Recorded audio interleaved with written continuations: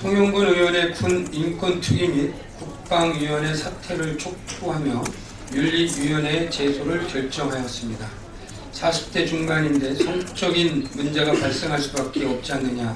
한 달에 한 번씩 외박을 제때 나가지 못해 발생한 문제, 여단장 문제가 나왔을 때 그 하사 아가씨가 옆에 아가씨한테 얘기했다 등 술자리에서도 해서는 안 되는 농담이 국회에서, 그것도 군대 내 성폭력을 포함한 인권 개선과 병역 문화를 혁신하자며 만든 특별위원회에서 국민을 대표한다는 국회의원이 한 발언입니다. 송영근 의원은 전달하는 과정에서 지혜롭지 못했던 점 유감스럽게 생각한다고 밝혔는데, 정말 유감스러운 사람은 누구인지 묻지 않을 수 없습니다. 대한민국에는 9천여 명의 여군들이 있습니다. 여군의 인권을 짓밟는 국회의원의 후한무치한 발언에 대해 국민 모두가 경악하고 있습니다. 성폭력을 감싸는 것에 모자라 성차별적 인식까지 고스란히 드러낸 이번 발언은 삼성 장군 출신 송영근 의원 개인의 사고가 아닌 바로 군 전체의 의식, 군대 내부에서 성폭력과 여군에 대한 비하의식을 드러낸 것이 아닌지 걱정스럽습니다. 그렇지 않아도 성누리당의 별칭을 갖고 있는 새누리당은 자질이 안 되는 국회의원을 비례대표로 공천한 책임에서 자유롭지 못합니다. 특히 새누리당 홈페이지에 버젓이 떠있는 윤리강령에 보면 제21조 성희롱 금지에 경의를 불문하고 상대방에게 성적 굴욕감 또는 혐오감을 느끼게 해서는 아니 된다고 규정되어 있습니다. 또 22조 2항에는 국민 정서에 반하는 언행을 하지 말도록 되어 있고, 구체적으로 사회적으로 파장이 큰 사건이 발생할 경우 해당자에 대한 징계를 규정하고 있습니다. 새누리당이 스스로 만든 윤리강령에 따라 송영근 의원에 대해 어떤 징계를 내릴지 국민과 함께 지켜보겠습니다. 또한 송영근 의원이 국회 군 인권 개선 및 병역문화혁신특별위원회 의원은 물론 국방위원까지 사퇴할 것을 촉구합니다. 새정치민주연합은 대한민국 군의 명예를 훼손하고 성폭력 피해자의 마음에 큰 상처를 안겨준 송영근 의원에 대해 국회 윤리위원회에 제소하기로 결정했다는 말씀 드리겠습니다.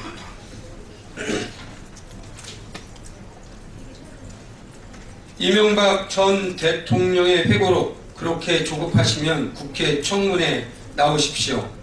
출간되기도 전에 베스트셀러 등극을 예약한 책이 있습니다. 국민들에게 경악과 실소를 동시에 자아나게 하는 책입니다.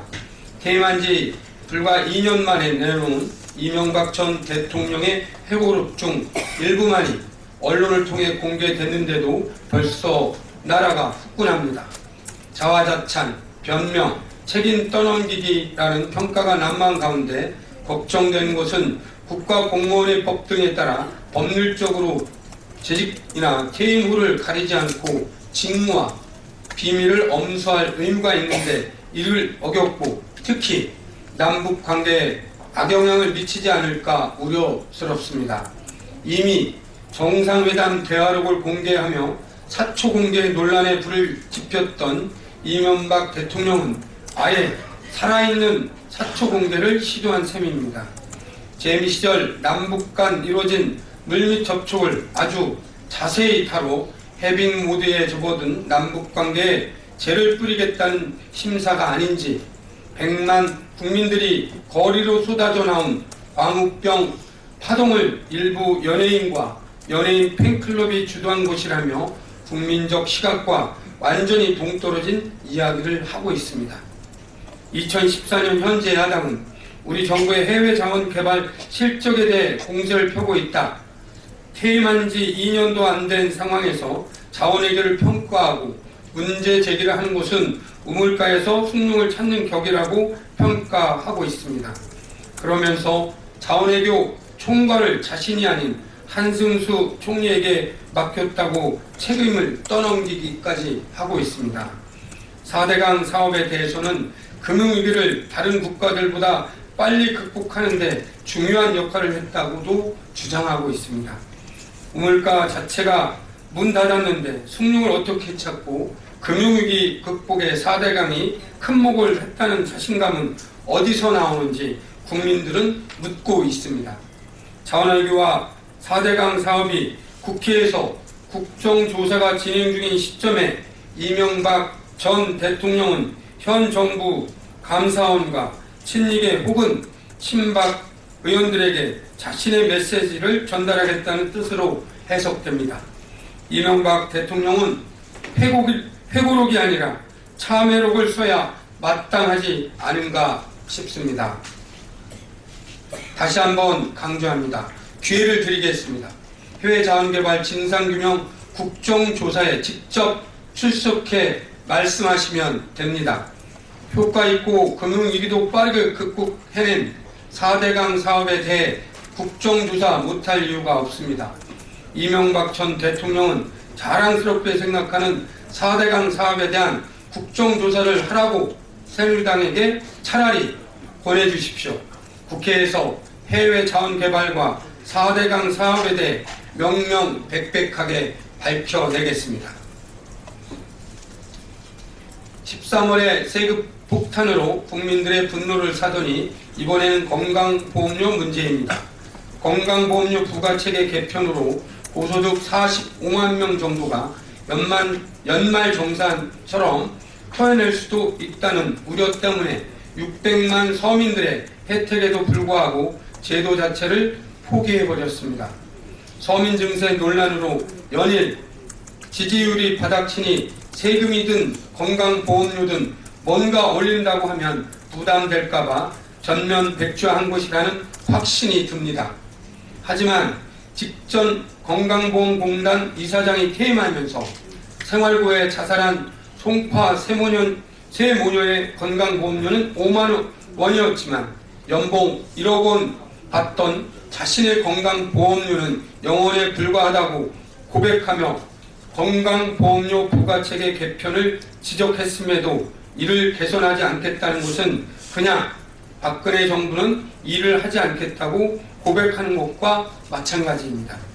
오락가락 정책에 옥석 못 가리는 무능까지 보여줘 국민들을 실망케 하고 있습니다. 거기에다가 청와대는 전적으로 복지부 장관이 판단한 것으로 안다고 했는데 이처럼 중차대한 정책을 전면 백지화시키는 것을 복지부 장관의 자체 판단으로 가능한 일인지 이 정부는 그래도 되는 정부인지 도무지 상식적이지 않는 말들로 변명하고 있습니다. 정말 청와대 말처럼 전적으로 문영표 장관의 잘못이라면 사퇴해야 함이 마땅합니다. 그렇지 않아도 어린이집 아동학대 사건에서 책임 회피의 편가르기 발언으로 사퇴 요구가 이뤘던 복지부 장관입니다. 오락가락 하지 말고 국민 앞에 책임지고 사퇴할 것을 촉구합니다. 이완구 총리 후보자 땅 투기 의혹은 갈수록 점입 가경으로 들어가고 있습니다. 명쾌하지 않은 해명에 국민들은 신뢰하지 않고 있습니다. 이완구 총리 후보자의 장인이 산 판교 땅 주변 13곳의 주인이 바로 그날 한꺼번에 바뀌었다고 합니다. 같은 날 주변 땅을 산 사람들은 전 국회의원의 20대 중반 자녀와 중견기업 회장, 검찰 고위 간부의 부인 등이라고 합니다. 정말 이상한 거래입니다. 같은 날 이 후보자 장인까지 자그마치 14건의 거래가 이루어졌다는 것은 고급 정보에 의한 투기 의혹이 있을 수밖에 없습니다. 또한 9개월 만에 되팔아 3억 원이 생긴 타워팰리스 거래 부실 재산 신고 의혹까지 부동산에 관한 자판기라고 이름 붙였던 총리 후보자가 꿀먹은 벙어리가 되니 미리 준비한 Q&A 없었나 봅니다. 인사청문회 자료는 충실히 제출되어야 합니다. 오물딱조물딱 하지 않고 어물쩍 넘어가지 않겠다고 한 이완구 총리 후보자 스스로의 발언을 기억하여야 합니다. 새정치민주연합은 국민의 눈높이에 맞는 도덕성을 지녔는지 정책 능력을 지녔는지 철저히 검증하여 이완구 총리 후보자의 능력을 가려낼 것입니다. 새누리당 나성민 의원이 어떻게 증세를 할지 본격적으로 논의할 때가 됐다고 말했다고 합니다. 서민 증세, 부자 감세라는 박근혜식 증세의 한계를 새누리당에서도 인식한 것 같습니다. 지하경제를 활성화하겠다, 탈세를 줄이고 비과세 감면을 없애는 재정개혁을 하겠다는 박근혜식 증세로는 세수 부족을 탈피할 수 없는 한계점을 드디어 알아챘다니 말 그대로 대답 없는 예침에 마침내 반응이 온 곳에 환영합니다. 결국 호랑이보다도 무섭다는 세금이 성남 민심을 불러와 철통 같던 박근혜 대통령의 지지율을 20%대로 폭락시킨 결과라고 생각합니다. 하지만 유리지갑 가진 서민 주머니를 짜낼 만큼 짜내 더 이상 나올 것이 없으니 이제 법인세 인상 등을 돌아보자는 제안이 새누리당 일부에서 나왔다는 것이 못내 아쉽습니다. 깎아준 법인세가 37조 원에 달하지만 다시 기업 투자로 이어지지 않았다는 분석이 연일 나오고 있고 10대 기업의 사내 유보금이 500조 원에 달하는 이 와중에 서민들만 쥐어짜는 것은 상식적이지 않습니다. 법인세 원상 회복은 미룰 수 없는 과제이고 새정치민주연합의 끊임없는 그리고 국민의 끊임없는 요구입니다. 이제 새누리당은 화답할 때가 됐습니다. 법인세 원상 회복으로 비어가는 나라 재정에 힘을 보태야 합니다. 국민 대탁 기구를 만들어 조세 개혁 방안을 만들자는 제안 또한 이미 새정치민주연합에서 제안한 바 있습니다. 전반적인 조세 개혁을 위한 국민 대타협 기구 구성을 다시 한번 촉구드리겠습니다. 이상입니다.